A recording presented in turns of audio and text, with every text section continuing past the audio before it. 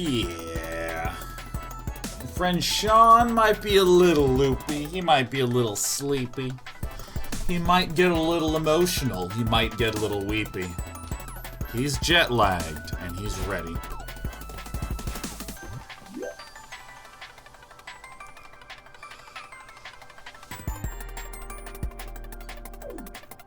Oh.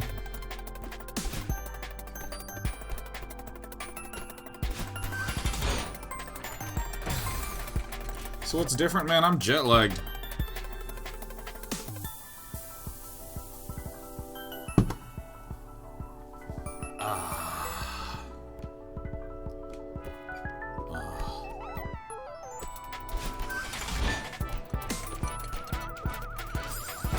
Ooh, I'm too jumpy for my own good. Oh my gosh, how are y'all doing? How is everyone? Hey guys, I think I told you a little while ago that I'm doing some fun experiments in Unity, learning a little bit how shader programming works, because I've always just been interested in that.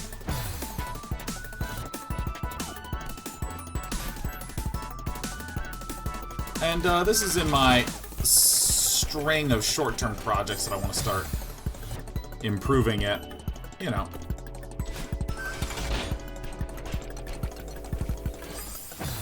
I don't understand how the hell you get there in time.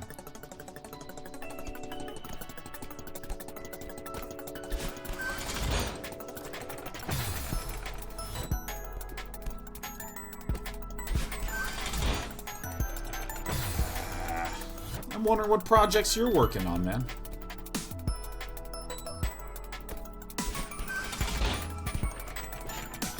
Oh! Oh, I fucked that up. Oh, no, I didn't.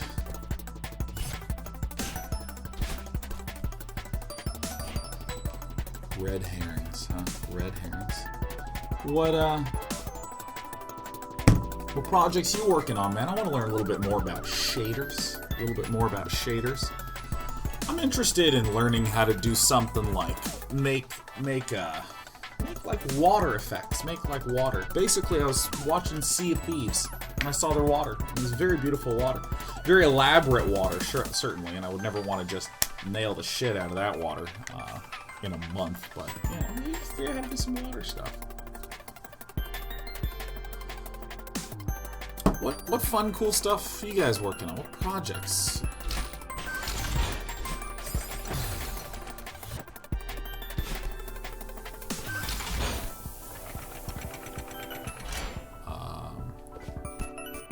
What now, brown cow?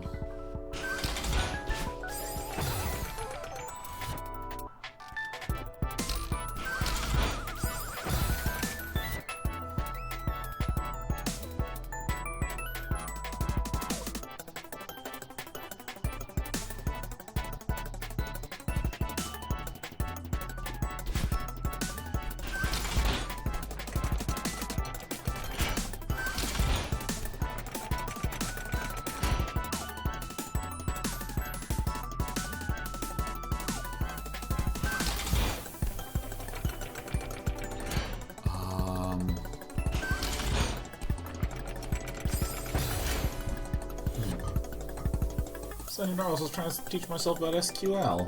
Hell yeah.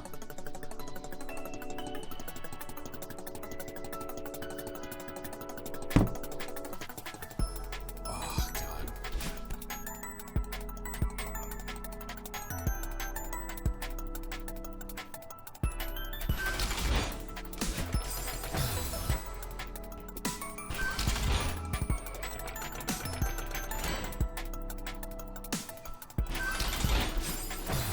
I need to launch myself over.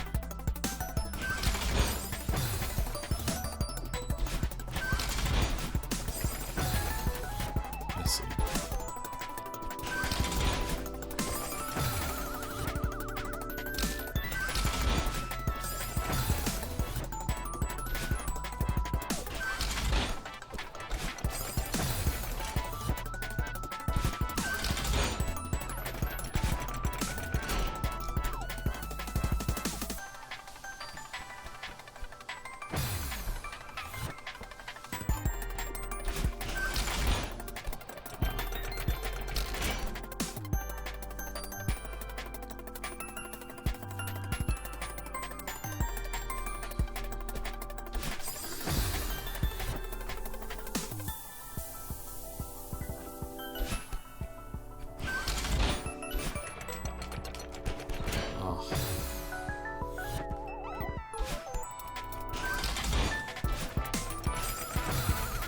go to the right.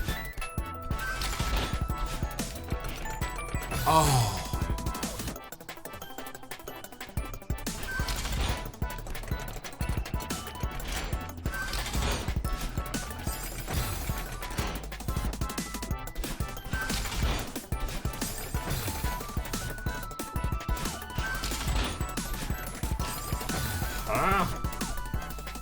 Oh my god. Crystal's Can 2056 is my publisher approved and name for my book coming out in August, so lots of work around that for the next few weeks. Dude, can you talk about your book? Can we do a little precursor promotion here on Day 9 TV? Oh, son.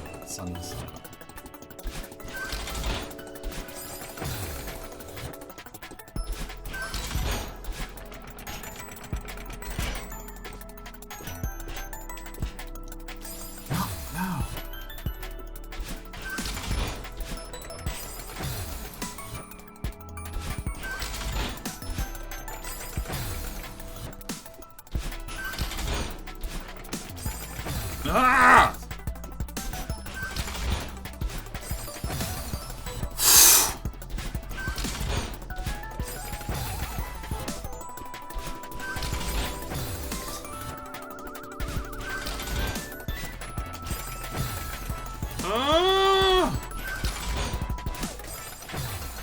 Oh, gosh. You have to hit the right button at just the right moment. Because you have to let go and then you have to like push away and then push towards. Ah.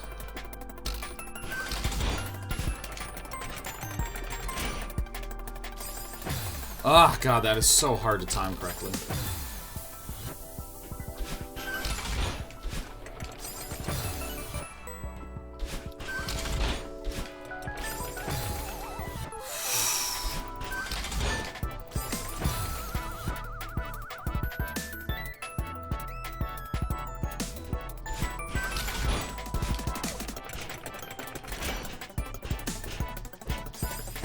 Come.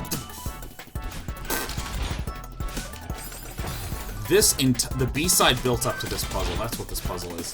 This is the culmination of all things B-side.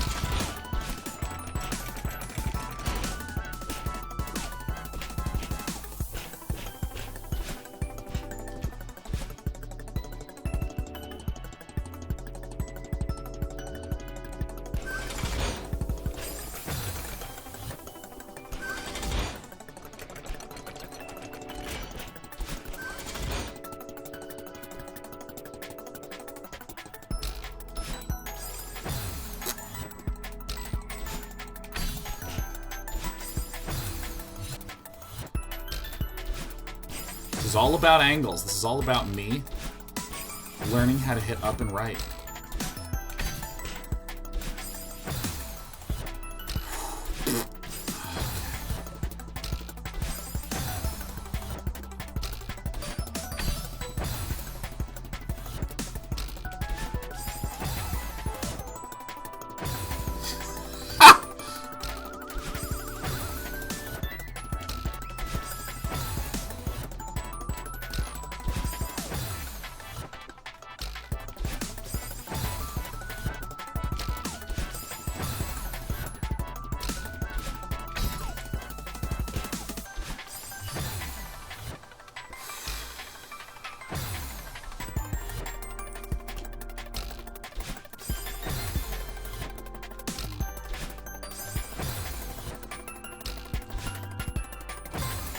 Oh my god.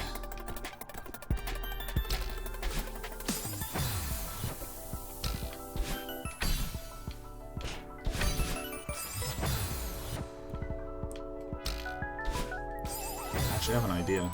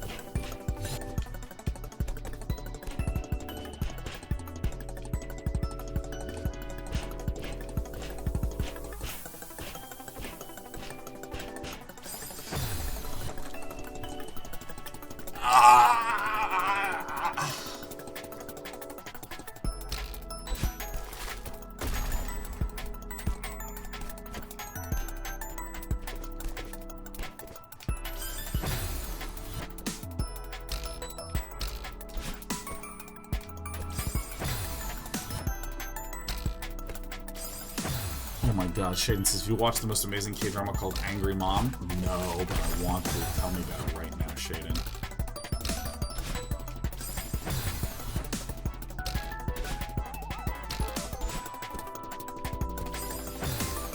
These spikes, the designer who put spikes here is just a jerk. Oh, I had it. I literally had this.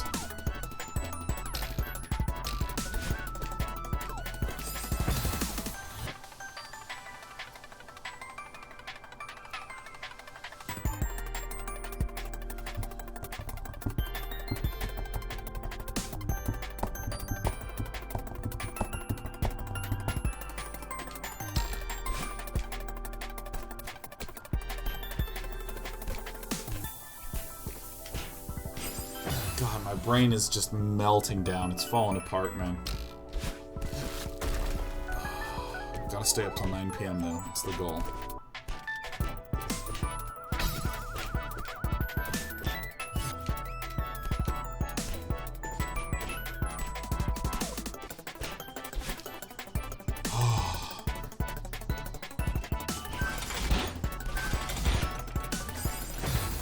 You know, I think that there's only really one critique that I think I would blanket across the entire game.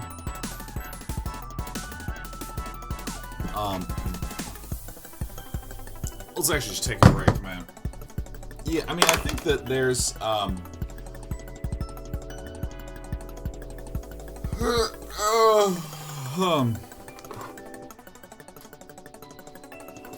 let me just respond to Tristan.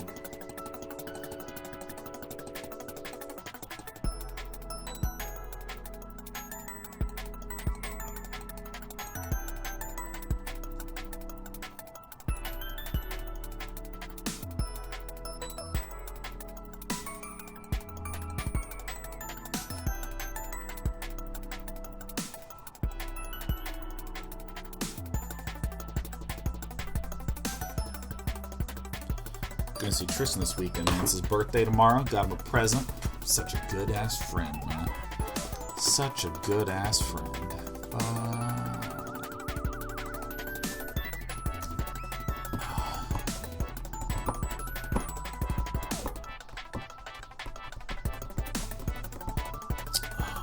Okay, so...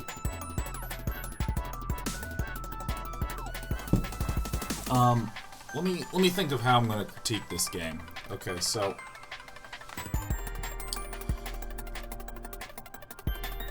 I'll start with the story. I think that there's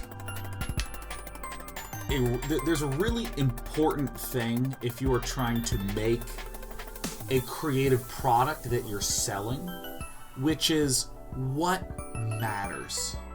The story, you've heard me, you know, poke at, just like, boy, that's heavy-handed. You know, we're gonna climb a mountain. It's a metaphor for overcoming internal pain and struggle and stuff.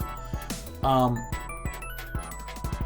don't really care for the story. I don't think it harms the game. It doesn't, like, ruin the experience of playing the game by any means. But if I looked at this, let's say, and it hadn't been released yet, and they said, you know, okay, what should we improve? I think the story has an issue, but I don't think that any effort needs to go to making the story better at all. Because, like, well, it doesn't matter. It's not going to ship more units unless the story is really, really, really, really, really insanely good. So insanely good that people are going to do word-of-mouth stories about how incredible the storytelling was. You know, I think about something like even some of the world in Hollow Knight, or hi Despy, hello. Some of the world in Hollow Knight, some of the world in Dark Souls, things like that. People will say things like, dude, the world and the lore is so cool because it's sufficiently well developed. Oh, we got some kitty stretches going on. Yep. Here, I'm sorry, your special spot is covered by garbage. And by garbage, I mean my wallet. Let's get that garbage out of the way. There you go. So I think that's fine. The art, pixel art is okay.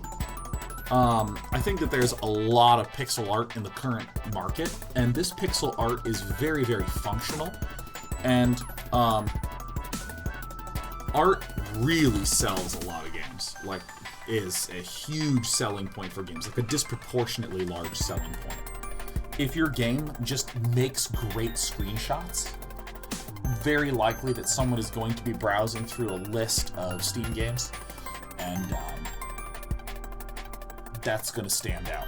I think a great example is, in this genre, is Guacamelee, Ori and the Blind Forest. Less so Hollow Knight, I think. Hollow Knight looks very, very nice. I mean, it's actually beautifully done. But it's not quite at the level of Guacamelee, where you look at it, and Guacamelee, you don't see anything like that. You're just, holy shit. Ori and the Blind Forest is beautiful for a Metroidvania game. It's amazing. It's incredible. Oh god, we got tummy time going on. Yeah, nope. Clutch onto my arm. Don't bite me, though. If you bite me, I'm going to be annoyed, okay? What are you doing? She's digging her claws in me.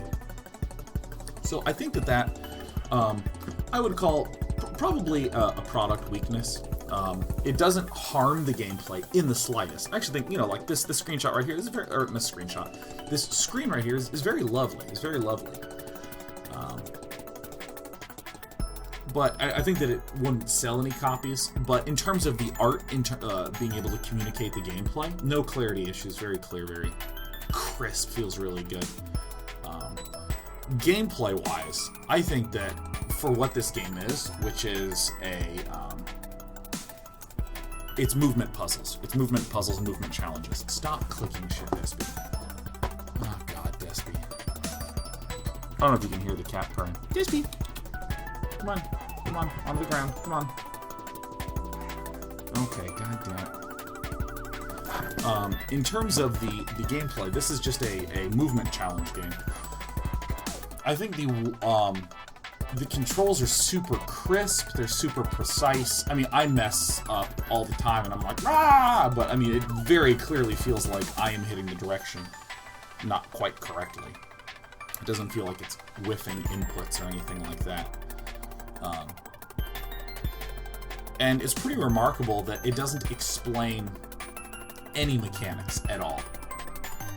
There's like almost no mechanical explanation as the game goes on. There's just objects, and you just touch it and you figure it out. That's amazing. And the quality of the design of the puzzles is pretty extraordinary. But I began this entire rant because of one quality that I feel like is consistently living in the game, which is that there's no high and low variation going on. You do a puzzle, and let's just imagine a difficulty scale of 1 to 100. You do a puzzle that's a 10, the next puzzle's a 15, the next puzzle's a 20, and then a 25, and a 30, and a 35, and a 40, and a 45. There's rarely like a 30, and a 40, and a 10, and a 10, and a 50, and a 20, and a 80, and then a 50, and then a 100, right? Like, I think it's an extremely important thing in terms of pacing a game to have easy monster, hard monster, easy monster, hard monster. I mean, it's just so critical because it not only gives you a little bit of practice, but it also kind of makes you feel a little bit like a badass. It also means that you're sort of tensing a mental muscle and then relaxing and kind of doing this and then like tensing it up again and then relaxing. The whole reason that I have stopped to go through this rant is because I'm just feeling a little fatigued. This was a challenging room, and then I'm over to here, and this is going to be a challenging room, but it's like monotonically increasing in terms of challenge. And I think that really adds a lot of fatigue into the game. And frankly, I think that the developers could have put in a few filler puzzles and add a significant amount of time to the gameplay without actually doing that much. What am I talking about? Oh god, You add a lot of time without a lot of effort. And I think that, Zero Manus, to be fair, this is post-game content. Oh no, I'm talking about the entire experience of playing this game was that way. I'm not talking about just that this room is hard and this room is hard. It just felt like monotonically increasing difficulty for the entire game. Which, if I were playing this on my own time, I would stop a lot. It happens to be that I am. It happens to be that I'm playing this for a stream, so I have another 90 minutes left of gameplay. But if this were me playing alone, I would play for an hour, hour and a half, and just be fatigued and kind of like just. Yeah, I'll stop for a little bit and do something else. And you know what the problem is when you do that? It makes you kind of step away and risk never coming back and playing the game and risk never getting to a lot of the really good parts. Oh, God. So I just need to probably jump like this. And then probably around to that.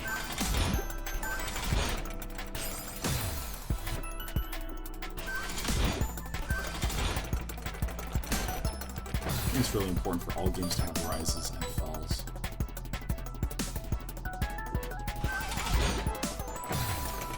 And I think that there's this weird. I think one of the weirdest things in all of analyzing feedback of game design, one of the most invisible issues, is people putting the game down and never playing again. Because, I mean, for instance, Zero Man in chat says, I don't think I had any play session in this game for longer than 2 hours. Very fatiguing. But I think, I don't know if you said the Zero Mania, but, or Zero Mana, sorry, I can't read. You probably beat the game. If you are identifying that you're doing 2 hour sessions, this game's like an 8 hour game, so, you know, you're getting through it. If you wind up with a game where someone sits down, turn this down a little bit, hit it with that 15. If you sit down with a game like this and you play it for an hour, hour and a half, and you just get tired and you put it down, a huge number of people never, ever start playing the game again, like ever. So easy to overlook that, because, you know, if you're sitting down and you're doing a feedback session when you're trying to collect information about what the experience is like of playing your game, you'll probably sit someone down and make them play for like an hour and a half or 2 hours. You don't get you will not get data that says they played for 30 minutes and stopped and never played again. It's like a very hard thing to gather data on. So, I mean, like, there's a lot of games out there that, you know, like multiplayer games. I think a great example, I mean, I always use this example, man. Counter-Strike's just too good. Counter-Strike has a beautiful rise and fall, just all over the place. You die, you completely disengage from playing. And you sit there, and, you know, it's a little frustrating if you die too quickly. But, you know, you disengage, and then the round resets. Okay, what do I want to buy? All right, get ready, and then you plan. Where am I going to go? Who's going to go where? And then you execute. Then you're actually moving towards that location,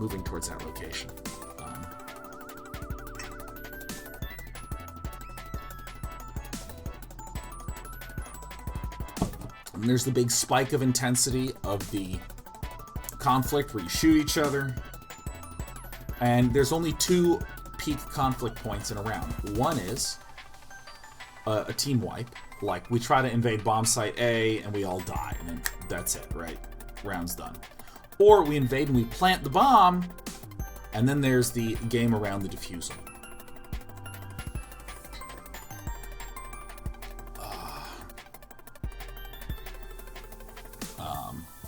It's really nice. Just gives a nice peek. Bombs down. Okay, stop. Replan. Etc. Etc. Etc.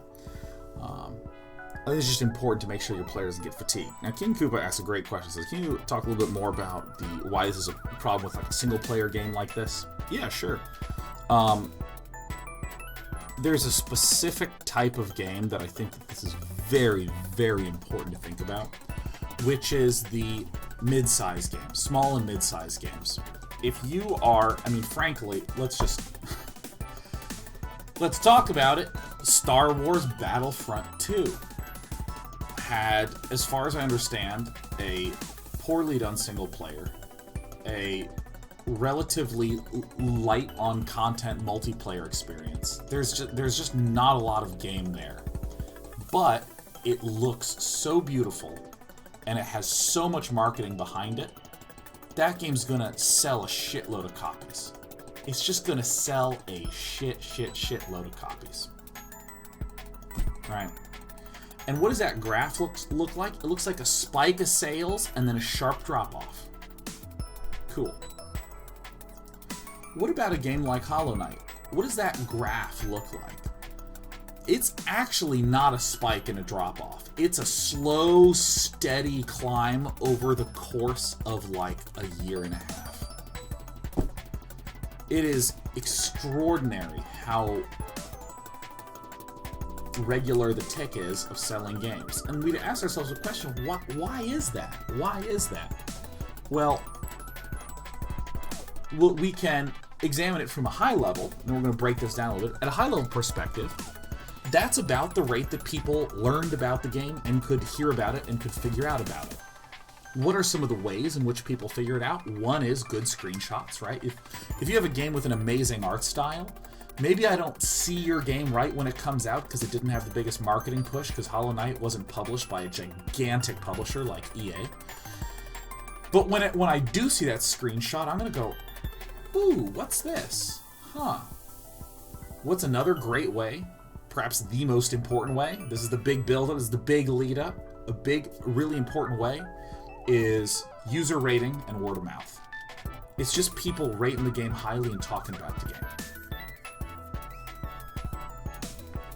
It's Hollow Knight showing up on the end of Game of the Year lists. It's, hell, I got a friend at Twitch who has a friend that I don't really know very well, and that friend, she is really into Hollow Knight and talks about it all the time. So my friend brought it up to me, have you heard of this game Hollow Knight? My friend at work keeps talking about it, and I'm like, oh yeah, no, I played it on stream, it's fucking amazing. Right, so just like all these, people start getting pushed towards playing games that have good word of mouth. And how do you get good word of mouth? You are a game that created a really amazing, deep, rich experience for someone over a long period of time. So for instance, there are games that I have sat down and played for like an hour. Let me actually see if I can... Where's my Steam? What are games that I have played for just not that long of time?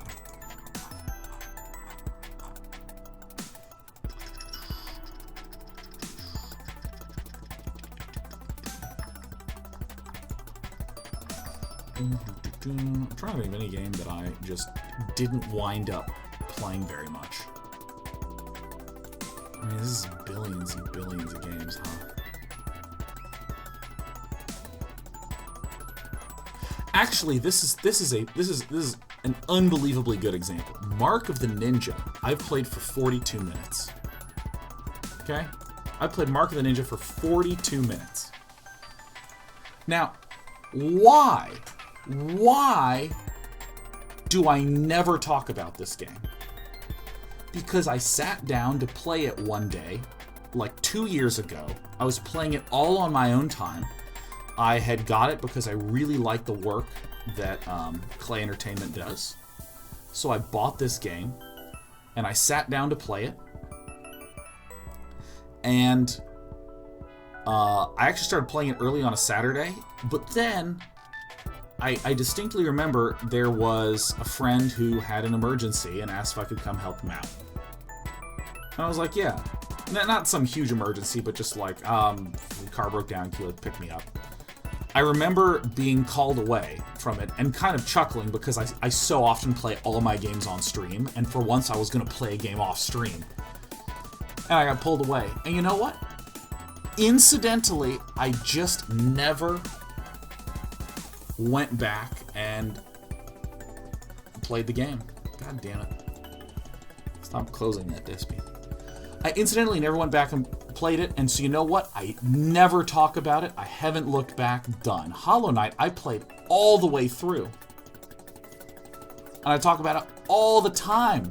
I bring this shit up non-stop. And so if we return back to this question, and I know I'm meandering a lot, I'm tired, and whatever, everything I'm saying is just so rich and juicy and important. This is why I think it's very important to ensure that if you have a single-player game, that someone isn't just getting fatigued and putting your game down all the time. And it's okay if someone plays your game and puts it down and can't wait to get back to it. Take, for instance, like, multiplayer games like Overwatch or Counter-Strike. You sit down and you play like 6 times in a row, 6 rounds of Overwatch in an hour, and you're like, oh my god, it was such a rich, crazy, cool experience. I gotta stop it. I can't wait to get back into it. Doop-de-doop-de-doo. But yeah, when there's any reason that you wind up putting down the game, it'll be very hard for people to pick it back up again in the single-player context, especially. And so, for that reason, that is why.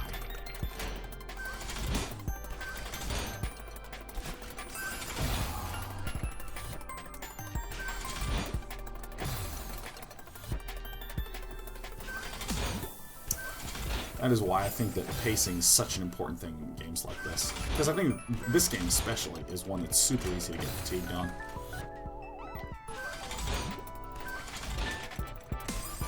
God, that okay, this is weird. I'm gonna wait for it to get to the end. Okay, look at this. It literally goes thud, jump, and like, that's what's gonna let me fling it.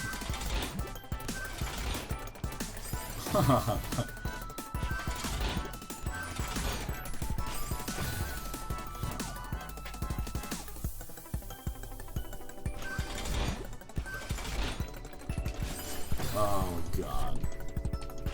So much death. Putting my headphones back in, man. I think it's something that I found really nice about Hollow Knight, and what I find generally nice about Metroidvania-style games. Fuck, I want to dash left.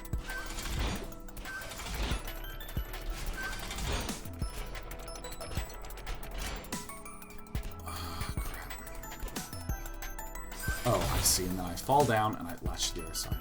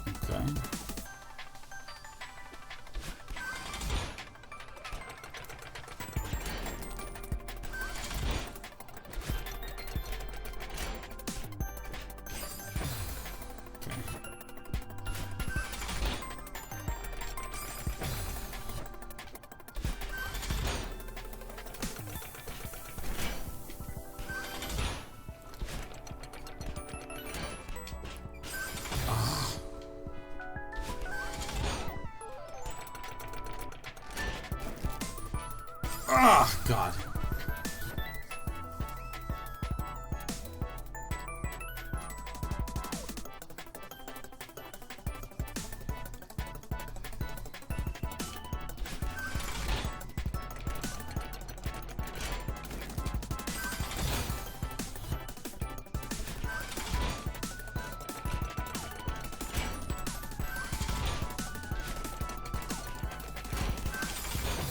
Oh, wow, that goes fast.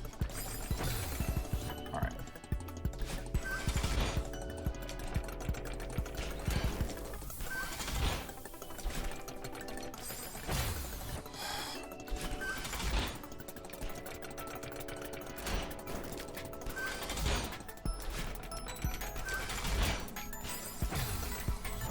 jump.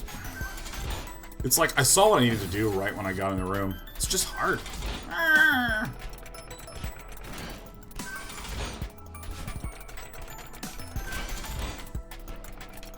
Oh, God. I'm not going fast enough. You gotta do this confidently, man.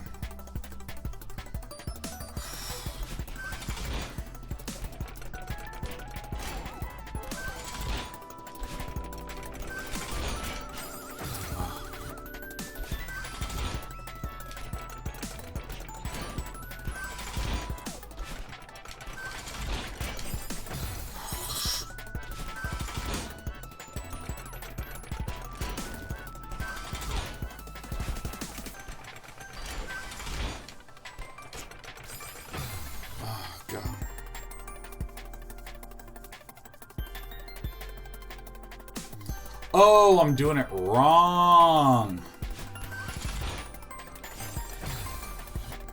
So you have to do this, and then you have to jump over.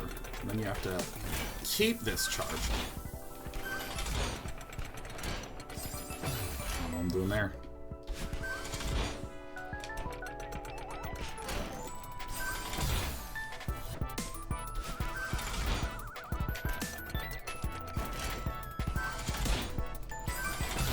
I wanted to autopilot. Okay.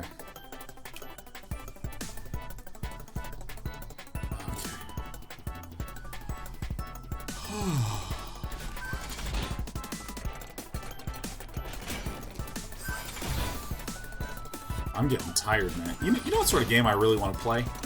Is a game like The Witness. Like, just a real, pure puzzle game.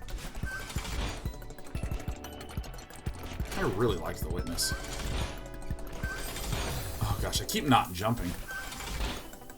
At least my reactions are sufficiently slow. I'm pretty pleased with my ability to actually not be completely falling apart here on my jet lag. If I may toot my own horn.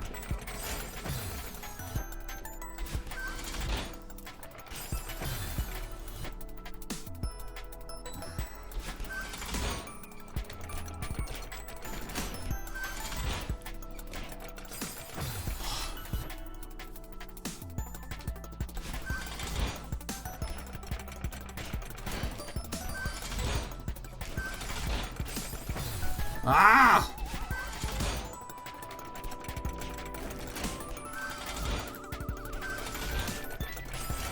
Oh, God. So you need to finish the Talos Principle? Oh, yeah, God. After my save game data got erased there, I got so demoralized. That game was awesome. Oh, Jesus. Speaking of demoralized. Ah, gosh. So I need to jump. I think I just need to jump up and fall down, and then jump onto the outside of that, and then jump over and up. I think that's what I need to do.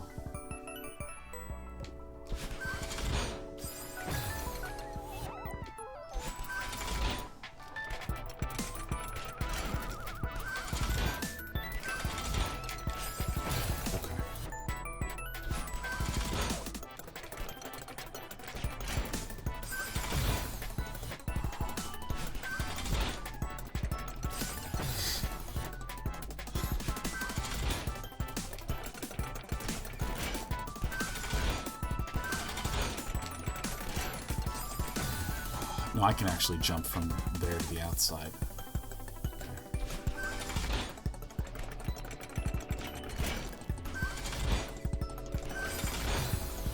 Whew, that goes down so fast.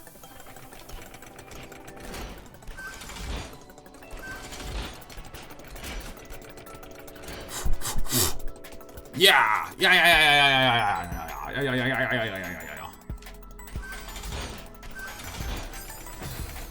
Okay, let's see as we go there, and then we... Oh, that's not bad.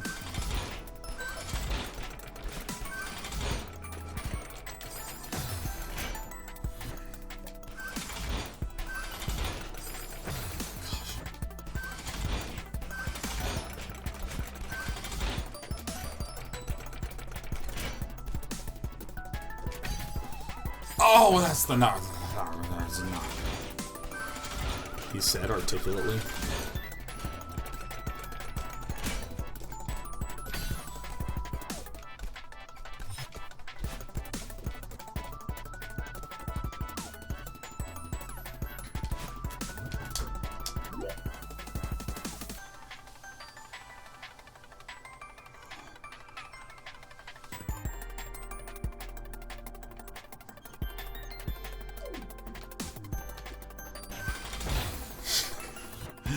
Ah! Oh, what is that doing there?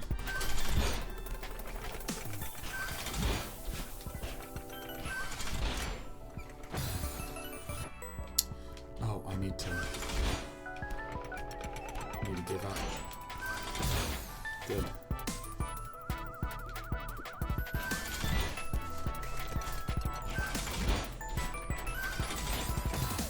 Oh, I obviously need that. Okay.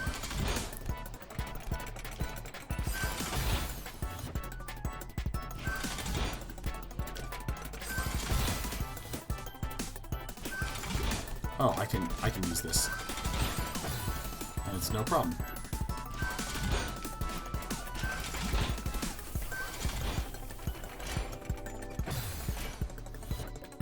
I'm not entirely sure of the correct way to solve this. Oh, hi, Sheriff. What a good cat.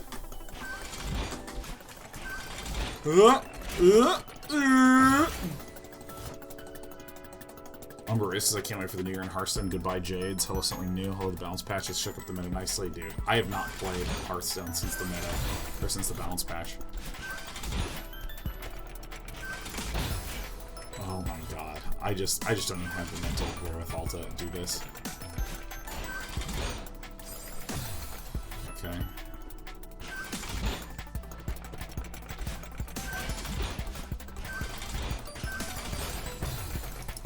Okay. Almost. So almost. I keep thinking I need to save my dashy thing, but I totally don't. Chris, Kansas, can you send me a copy of the book anytime? Man, hell yeah. Except I'm a year and a half late on setting up my P.O. box. And so I still haven't done that, so I gotta get on that.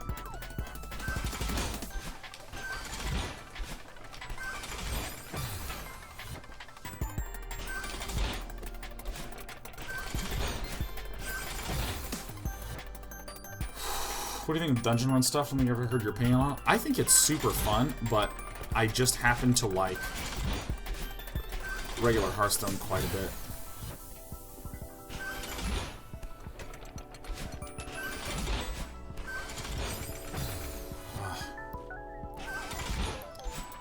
So whenever I play Hearthstone, I wind up playing regular mode, you know?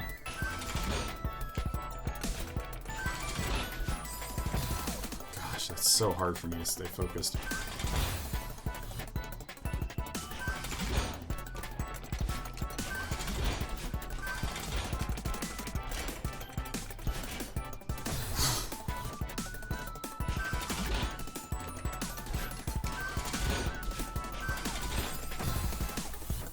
I was on it.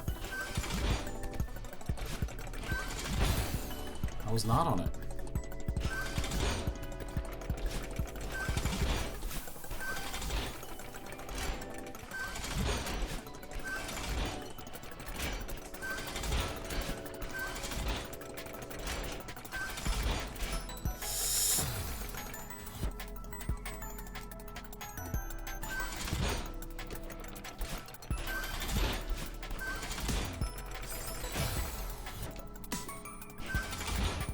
This is...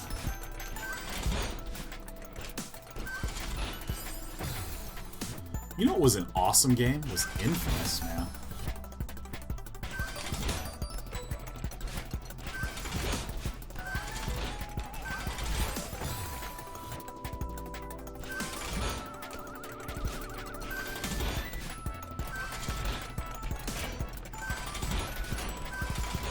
I think I need to actually land on the edge of that or something. I don't know. I had a lot of fun on Infamous.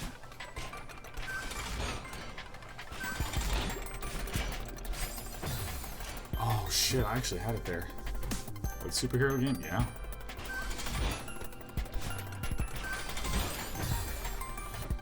I don't actually know how I'm supposed to solve this other than by getting extremely precise like that.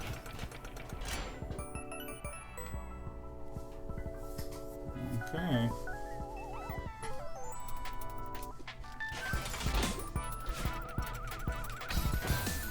Oh, I see.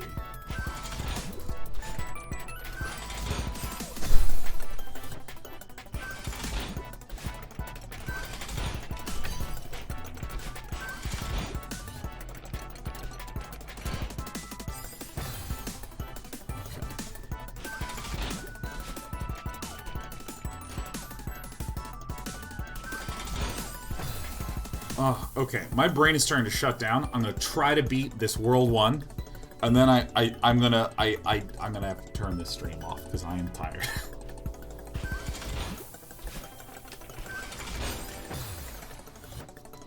Dude, tell me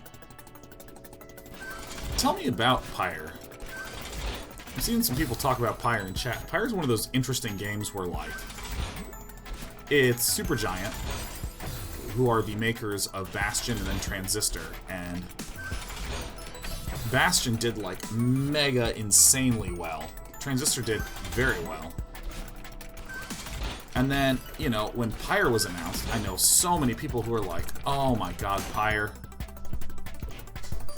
It's gonna be another home run for them, and like, a shitload of releases came out at that time, and I feel like it got overshadowed.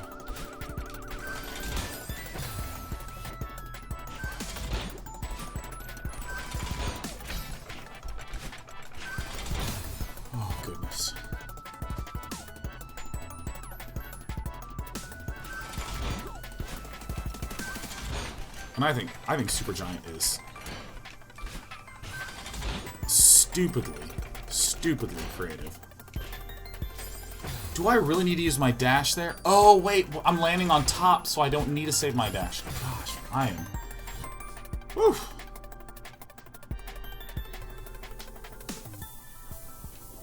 Then like Pyre came out, and I don't think it sold very well at all.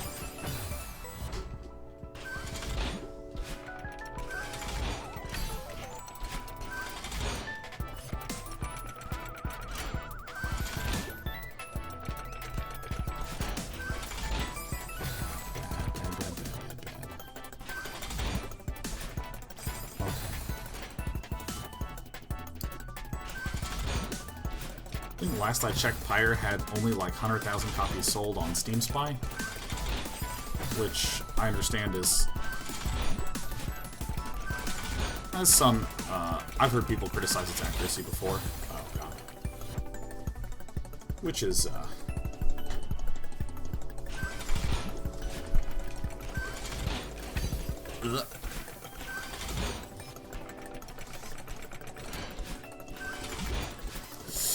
Yes.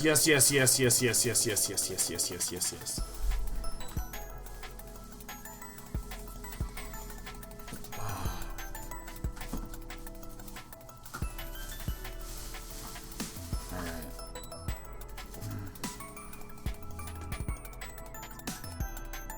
What are you looking for? Hi. What you looking for? Oh, I didn't bring him.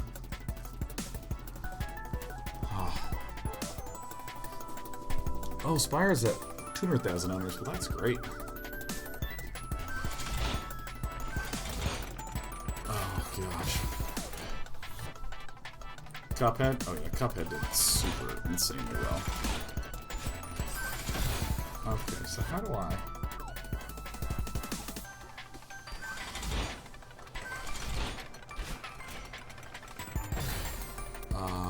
Oh, I see what I do.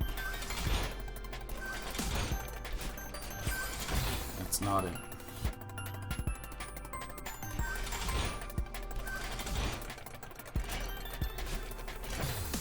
Oh gosh. Alright, to people who've beaten this, how far in am I? Oh, there's a little platform there. Oh, okay.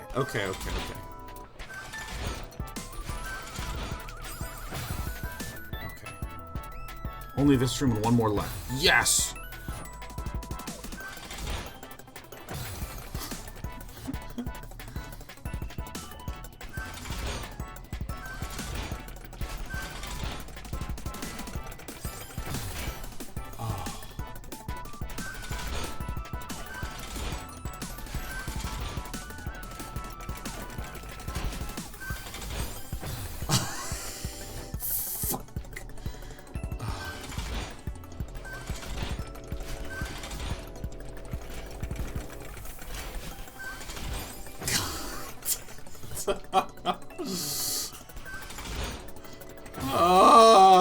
Alright, I can do this.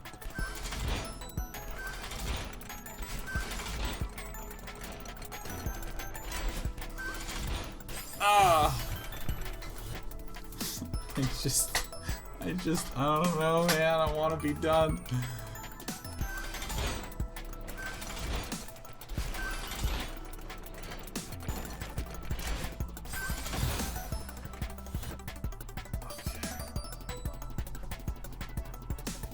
I would compare this experience to just like consecutive bosses in Dark Souls.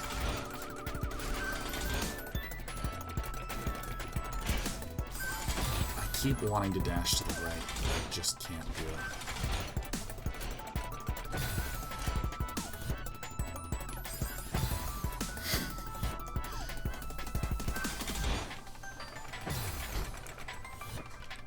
Oh man. Why is that so hard?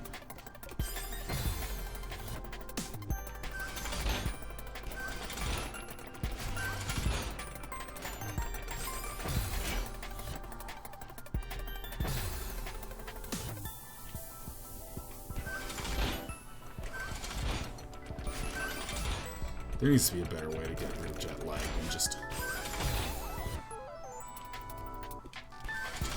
So what you do is when you get there, you just suffer like hell for 3 days, and then it'll be fine.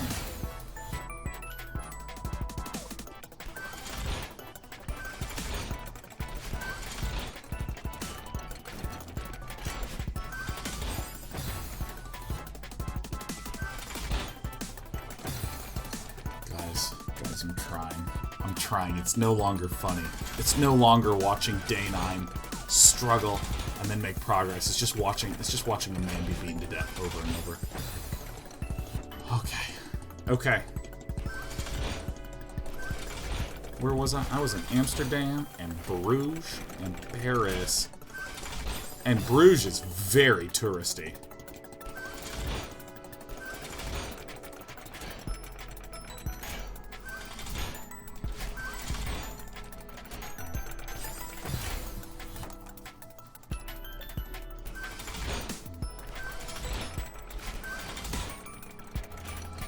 Maybe there's an assumption I've been making that is incorrect, because I thought that I needed to save my...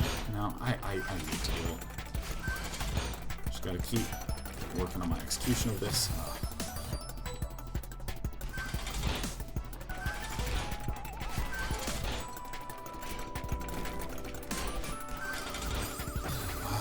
Gosh, it's so thin, that timing.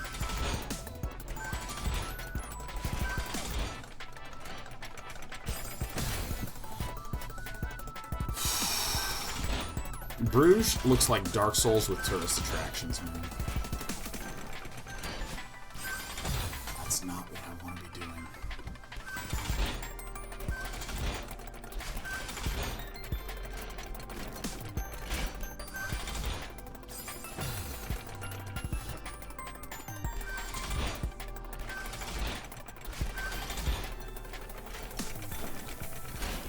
Wait, why am I even refreshing?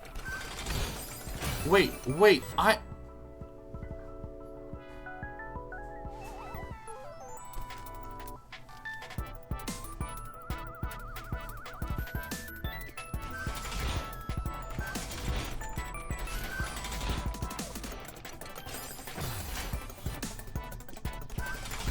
was facepalming because I realized that I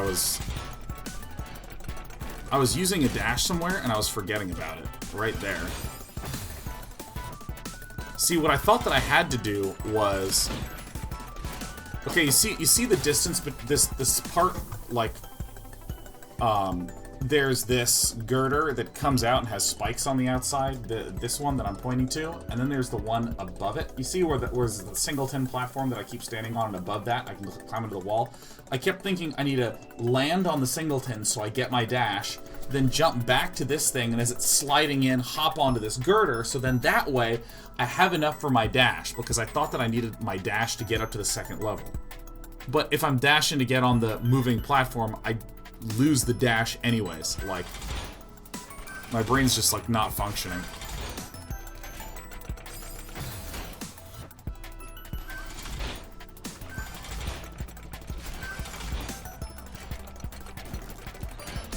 See, I kept doing this to try to get on there. But, like, I don't need to do that. That's just, like, an unnecessarily complicating step.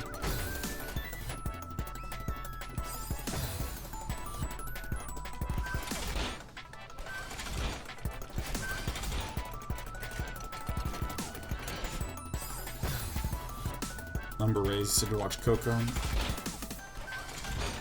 Pixar make you have feelings. I actually thought Coco was okay. Thought it was okay.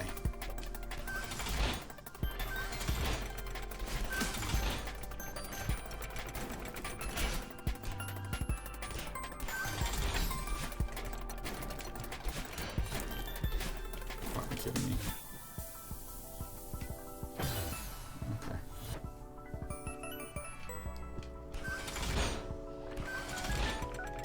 Thought it was beautifully done, tightly written. Fantastic Pixar visuals as always.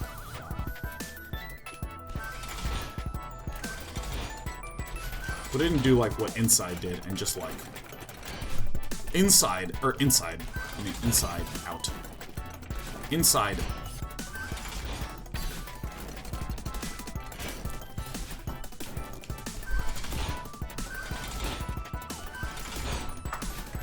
Oh my god, I've done it. I did it. Yeah, Inside Out was like the most amazing thing. That's like far and away my favorite Pixar movie. Gosh.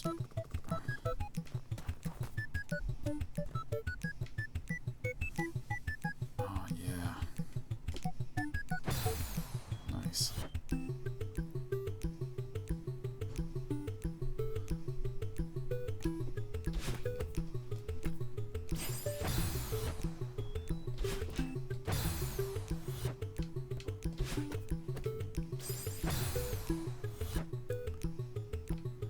Okay.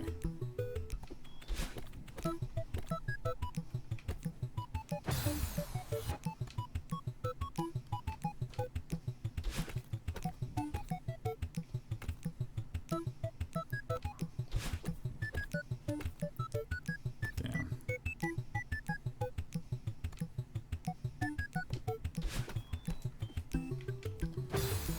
Okay, so I can maybe get on top of that.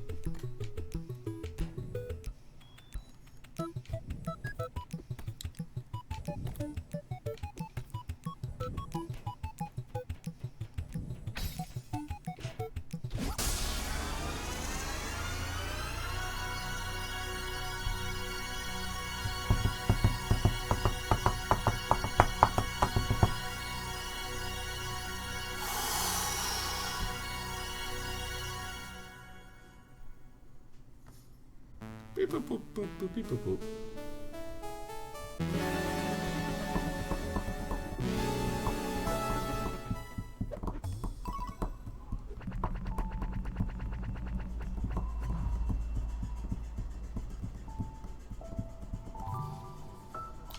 Wait, don't I get the seaside?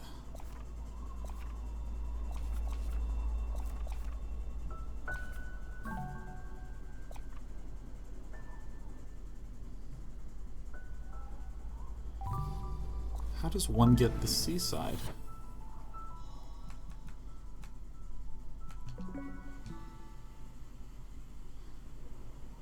Seaside is after beating all B-sides. Alright, so I'm missing one here.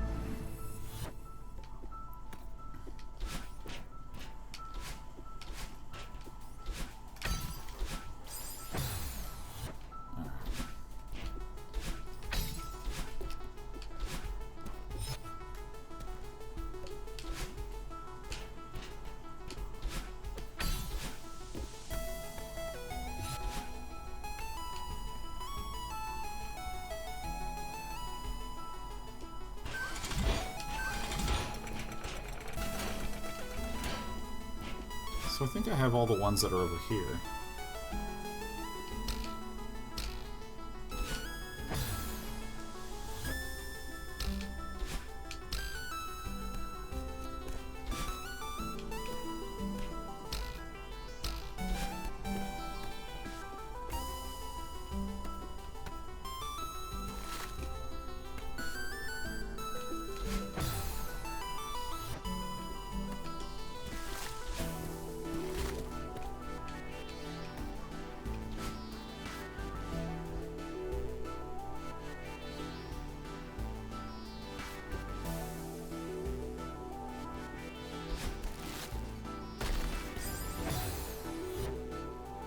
So that's where it is.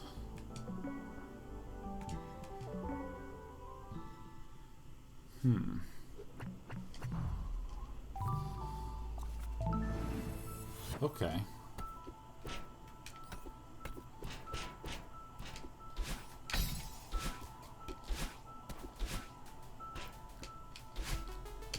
See, I actually find it really pleasing to go back and to hunt for these because all the sequences are, like, so much easier now.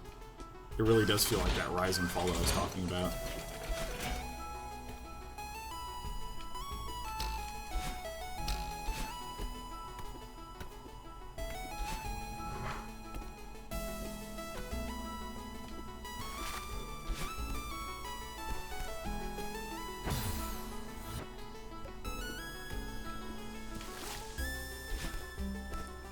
I think it's over here somewhere.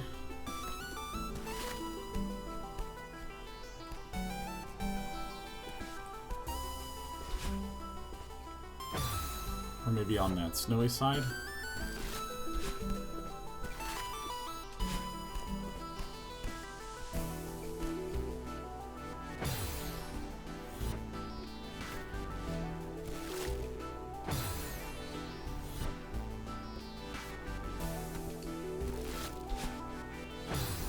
Huh.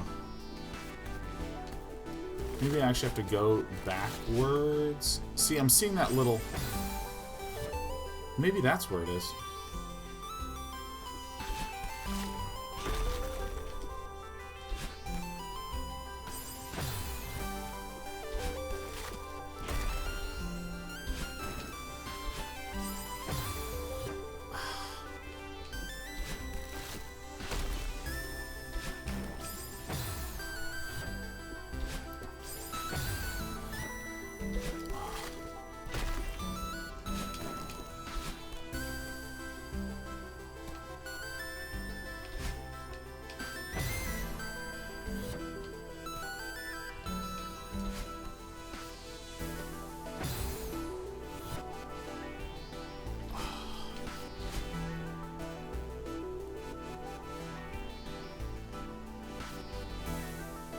Can I just, like, enter like that?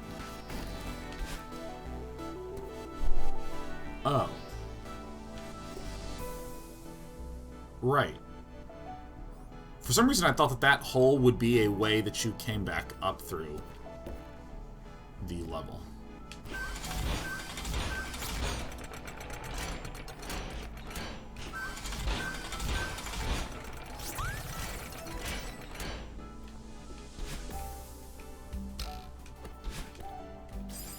And we're dead, it doesn't even matter.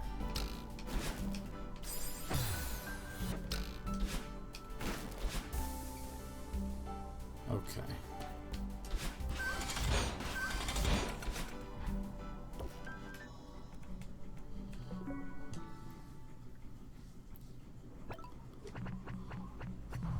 Few more deaths. This'll narrow down my search.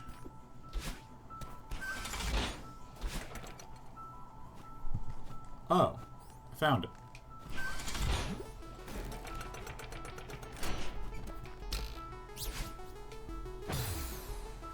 Okay, guys, we did it. We beat the B level.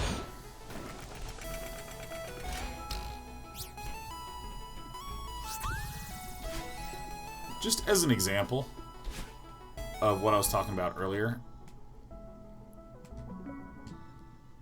I don't think I need to beat it. I think I just get it. Hey. Hey, have I gotten everything here? Is there something else that I'm missing?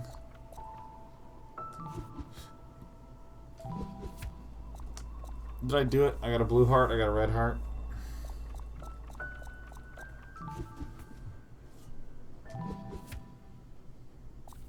Whew, I really whiffed this one.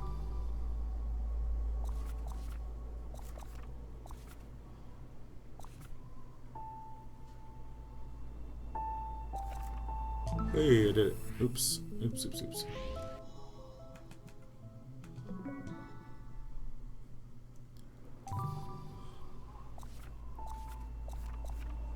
Wow. I guess I missed a lot. Yeah, like, as an example of the rise and fall that I was talking about, like, I'm obviously very tired, as you might imagine. But I feel way more excited at the idea of sort of hunting around to find, hunting around and finishing collecting.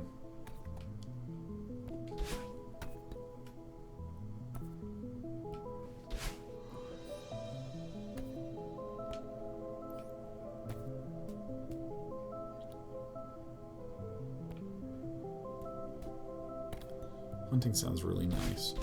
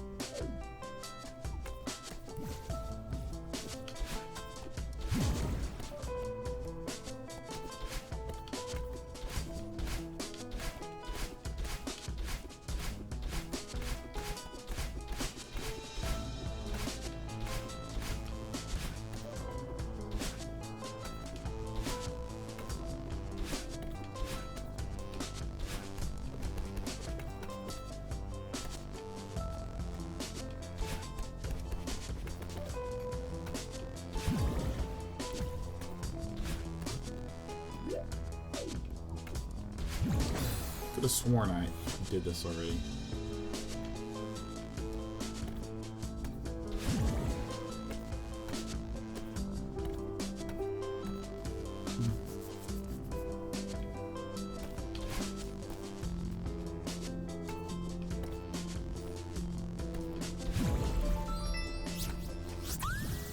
Alright, I'm getting a little better.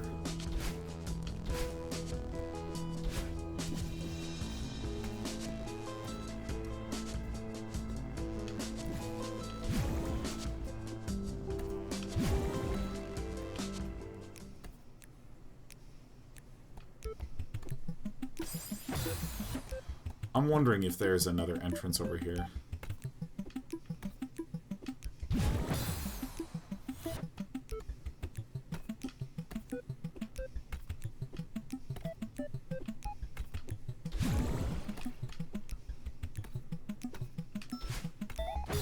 I don't see anything.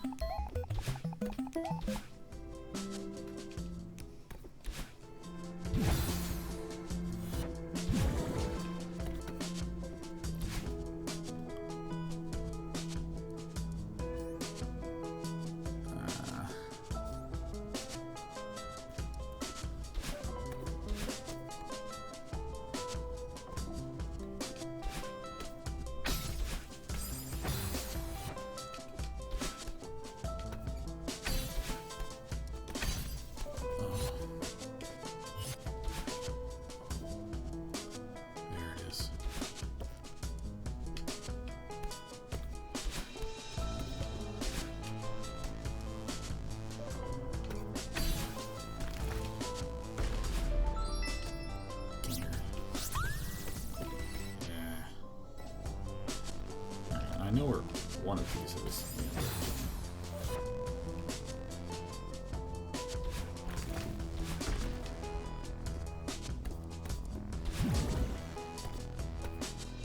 Yeah. See, this is deeply enjoyable for me. And stimulating enough for me to wish to continue to play. This is like so awesome. I love hunting for these things.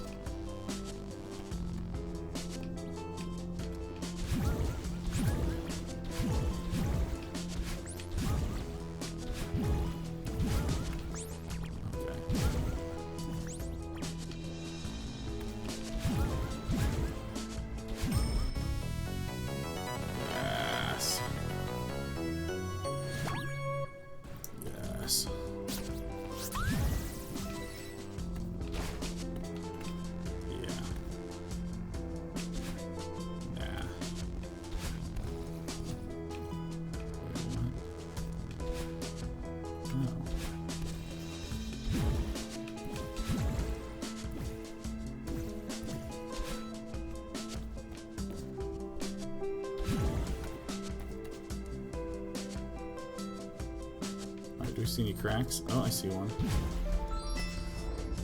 Damn.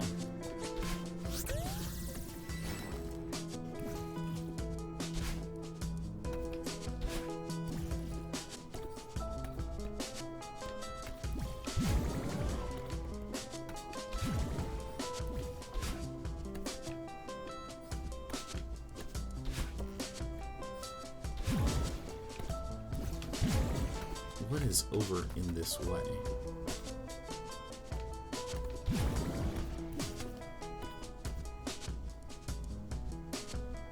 Alright, so I'm gonna assume it's more this way?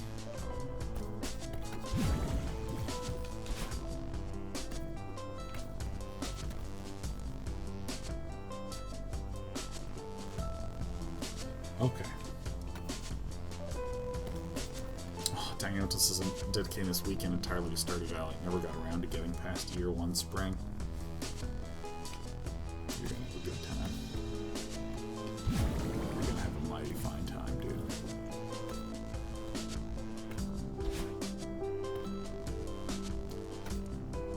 I just didn't go this way last time.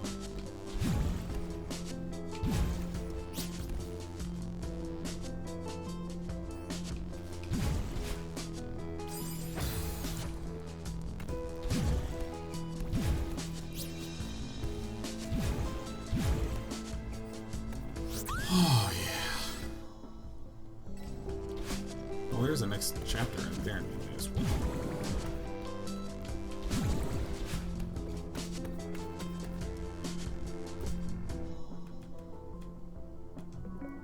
Return to map. Yeah. Yeah. Yes. Berries. Give me your berries.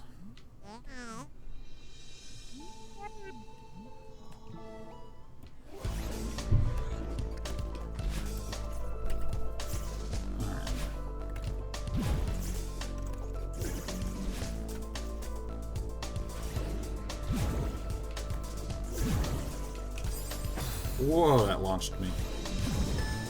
Yeah, I remember not understanding that she mimics your motions.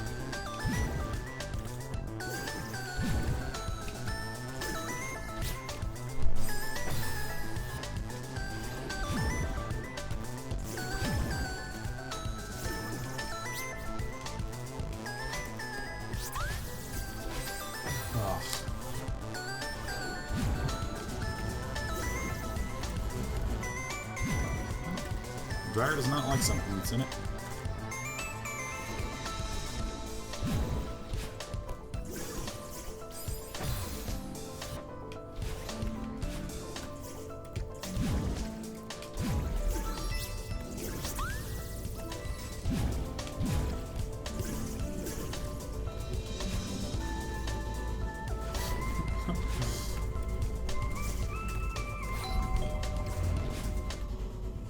Alright, we need all of them.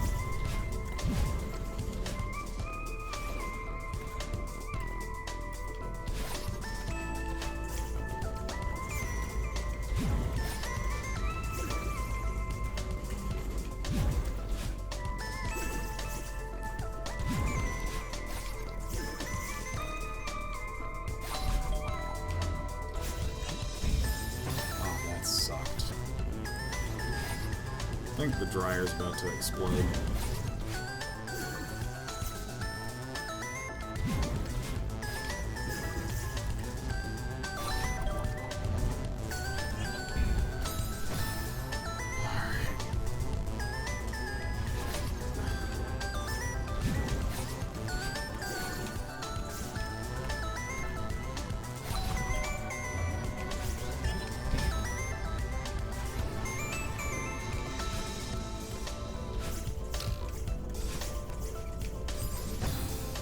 You can go out there? You'll be able to go out there? No. Guys, don't mind that appalling sound. That's just a dryer. Seems a little off balance, doesn't it?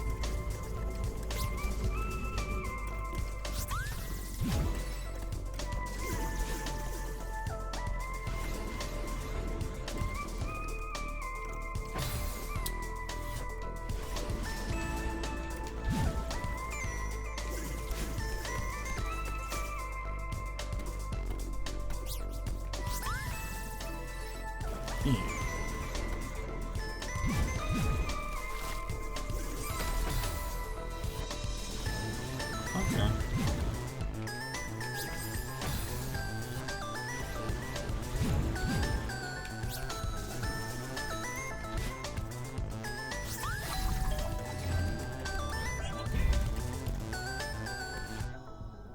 Okay, so we need to collect 2 more raw strawberries. Oh, wow.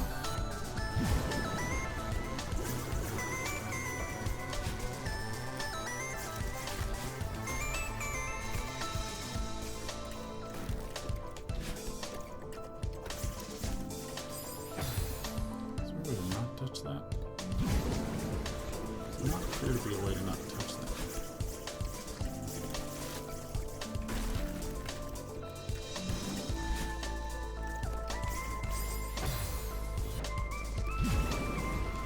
Okay.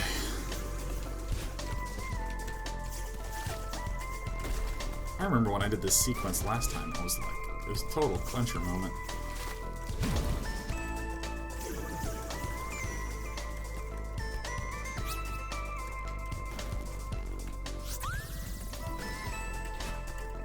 Uh-oh.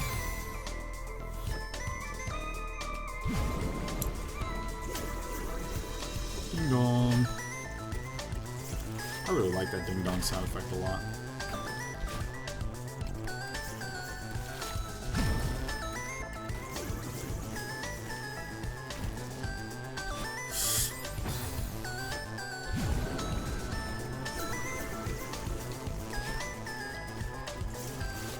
It's a tough time thing to plan.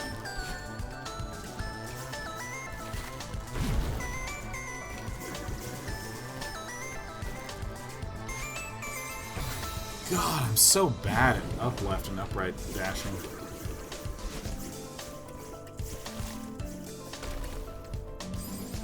So bad at standing.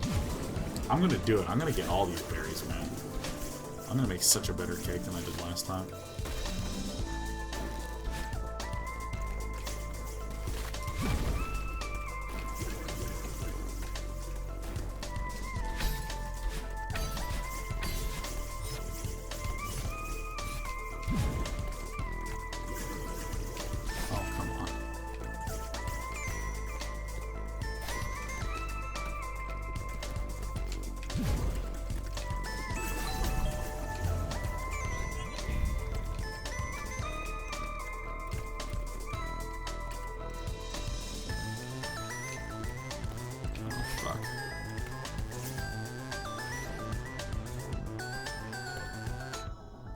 Oh, where'd I miss one?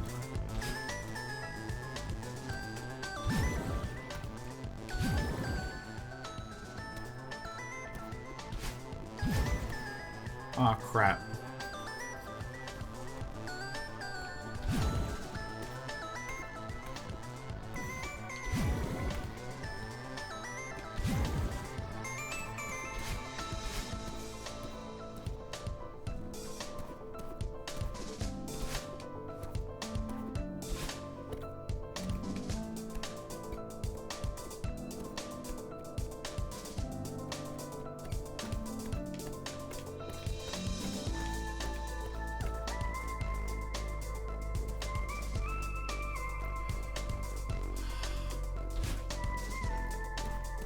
Oh man, I missed one. I don't see where I missed it. Probably in that last room, actually.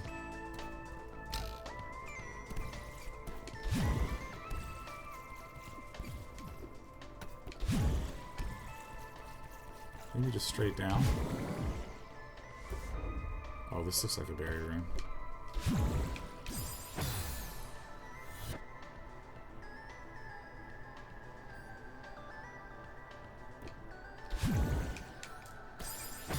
I see.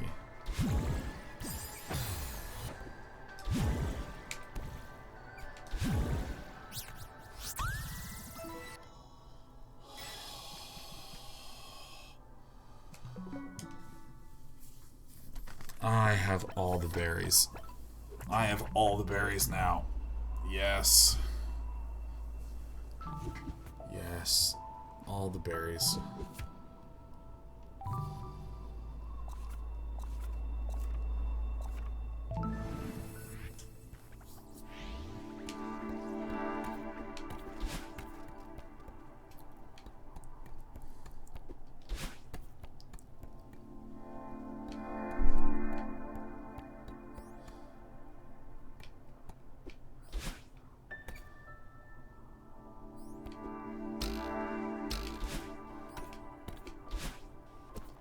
Gosh, as I'm back, I'm just remembering like how well designed all these levels were.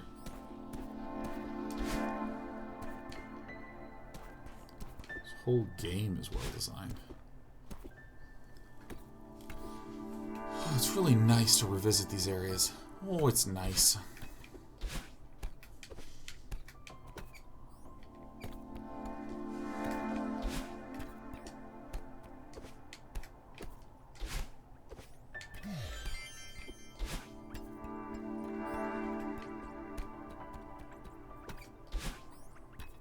Okay, so that's one to get. I like collecting. Super valuable berries.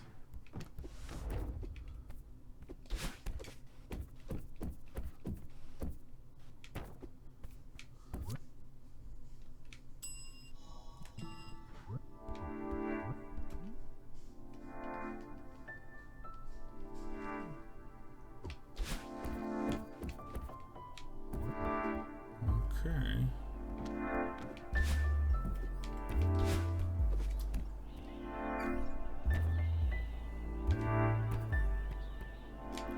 Alright, let me know if you guys see any strawberries.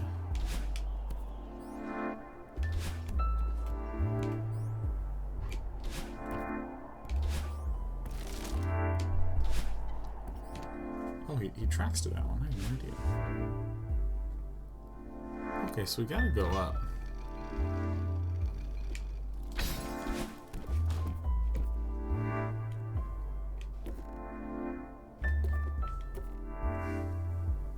Is there a strawberry? No, it's just a key.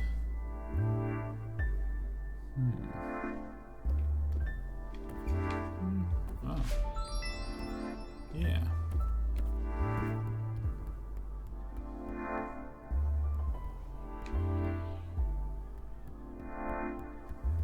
Good. Good.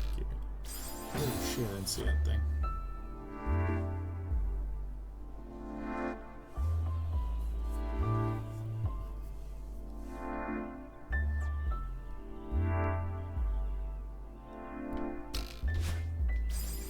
Oh, do those things descend?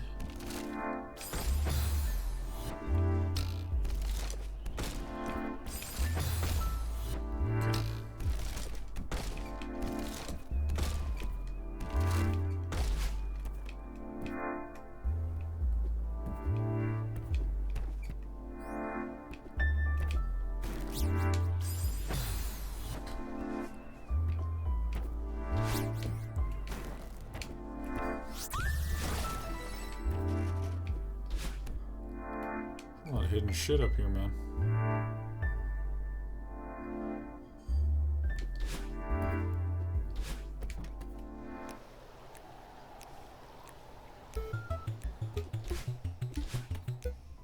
Oh, interesting.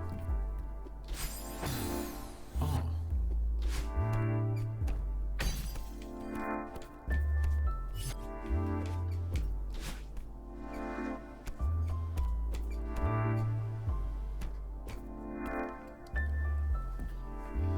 Okay, so there's this way.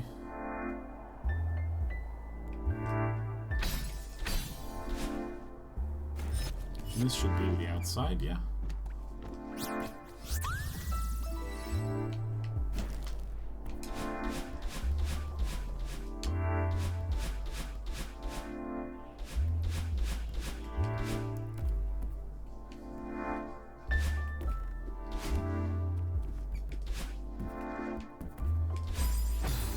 Here's the baby room.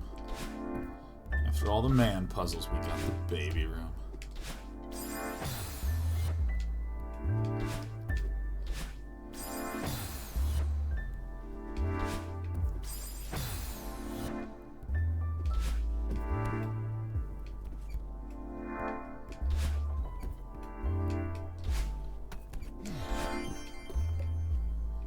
Oof.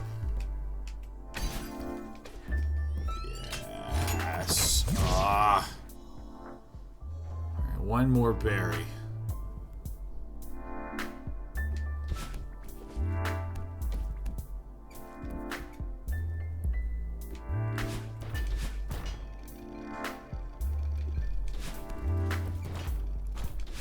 Whoopsie daisies.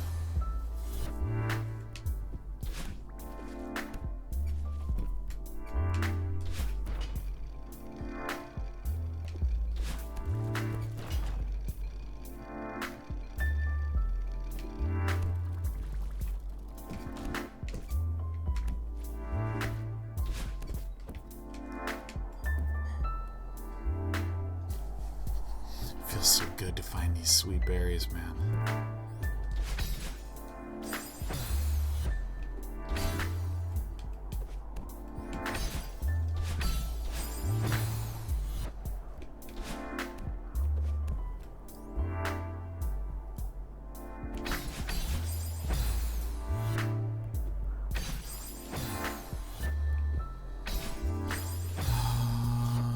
How the hell do I do this?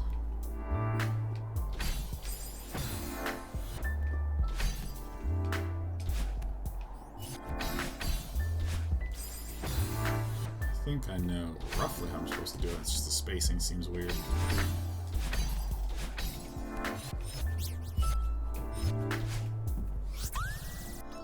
Weird spacing achieved. Alright. Turn to map. So many berries. Oh, I'm missing.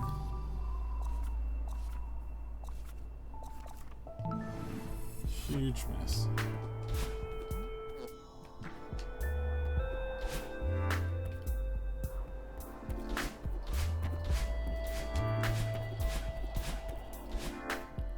Okay.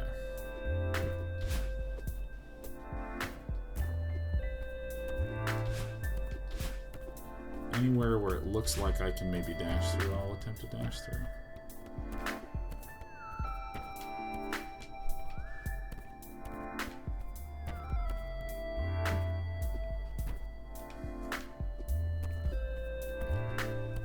Man, I didn't look for berries super duper hard first time I was playing through.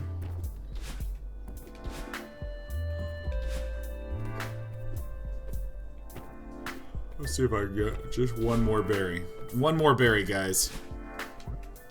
One more berry before jet lag kicks in.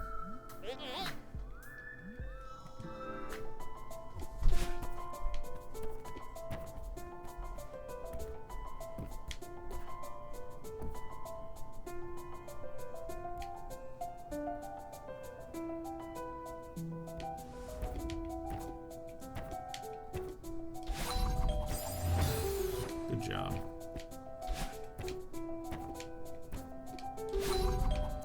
You know, it was an awesome game that I wish to replay. Thief Gold.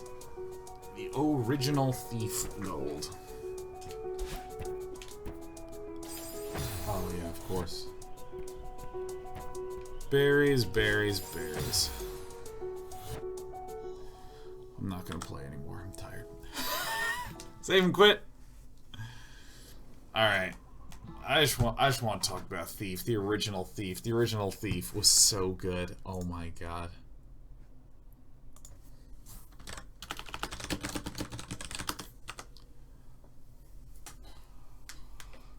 Oh my god.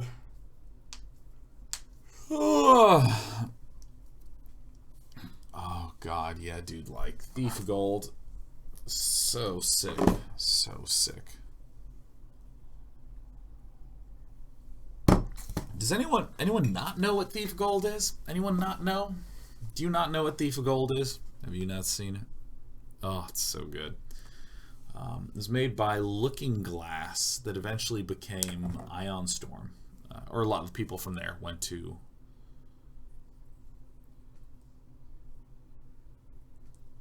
Is that right? It was released in 2000, I think. It was a first-person game.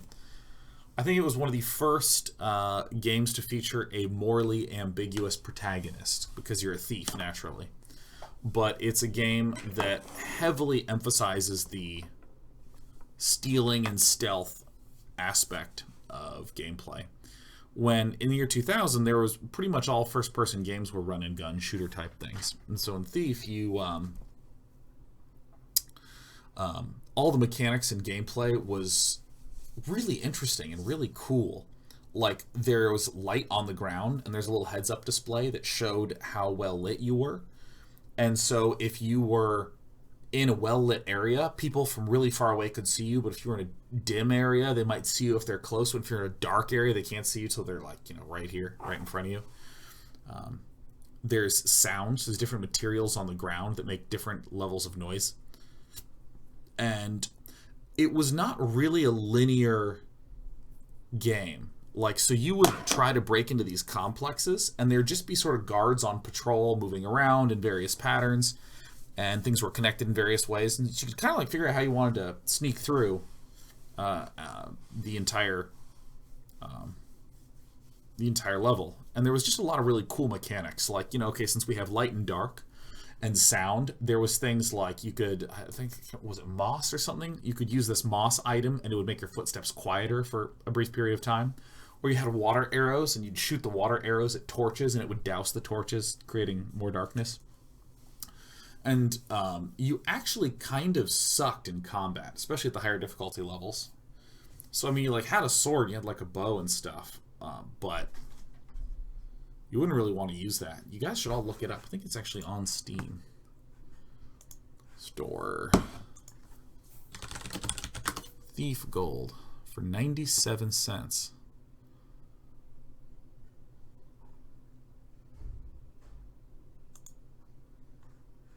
I'm gonna buy this. I'm gonna buy this when I get off Steam, January 1st.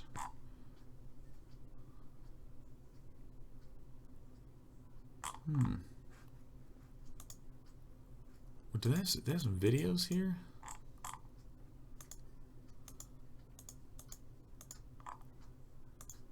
Oh man, if only they had some videos here. Well, it's 97 cents. It was released in 1998. Yeah, no, I'm wrong. Oh, it was awesome. 97 cents. 97!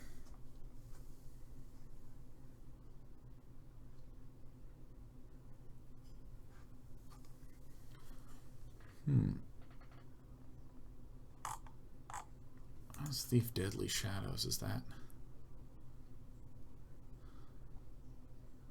It's a 2004 one. Yeah, man. Thief Gold. Let's pop this puppy up on stream. I always get really scared whenever I have Steam on screen, because like you're one button click away from doxing yourself all the time, man. Yeah, look at this. Oh gosh. Yeah, I had like, see, there's like dimly lit environments. And it's really interesting to play a game that's like first person, where stealth is the main mechanic, because like you can't see where you're going, right? It's different than if you're in a 2D game. And rather than give an example, I'm gonna open up MS Paint, right? If you're in like a 2D game, and here's your screen, and you know you have something like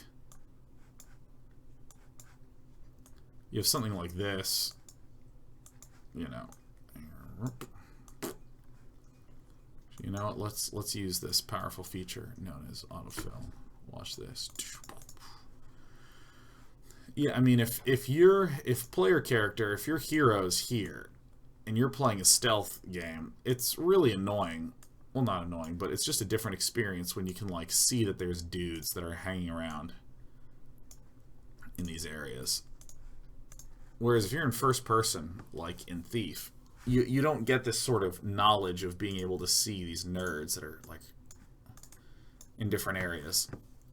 Because I mean, like when I was in the brief playings and stuff that I've seen in Mark of the Ninja, this guy would be on like a patrol, and you'd wait until he was turned this way, and then you just like go down and get him. But it's like really, really cool and visceral when you're playing Thief, and you like just you'd be like in a room and you'd hear like a do do do do, and you'd be like, okay, I think he's walking away. I think he's walking away. There are also some weird monster things that would be, yeah. Game's awesome, man. I'm gonna buy Thief Gold right now. Add to cart. Yeah, guys, thanks for watching today. Sorry I pooped out a few minutes early. Still on European time. Should be getting back onto that schedule next week. I'm hoping. I'm going to be doing a double feature. I'm going to be doing Shadow of the Colossus on Thursday and Friday next week. So good. I'm just gonna shut this puppy off because I'm tired, guys. Have a great night. I'm gonna try to convince myself to stay awake for a few more hours. It's gonna be great.